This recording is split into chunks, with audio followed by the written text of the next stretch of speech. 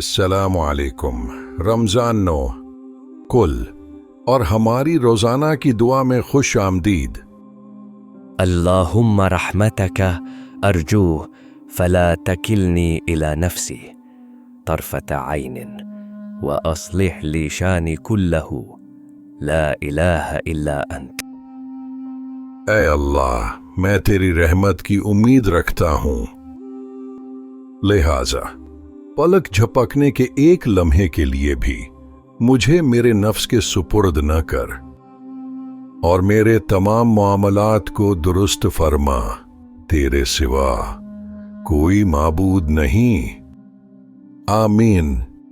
آج ہی اس دعا کو دہرائیں، اسے اپنے پیاروں کے ساتھ شیئر کریں اور روزانہ کی دعاؤں اور یاددہانیوں کے لیے کل کو سبسکرائب کریں۔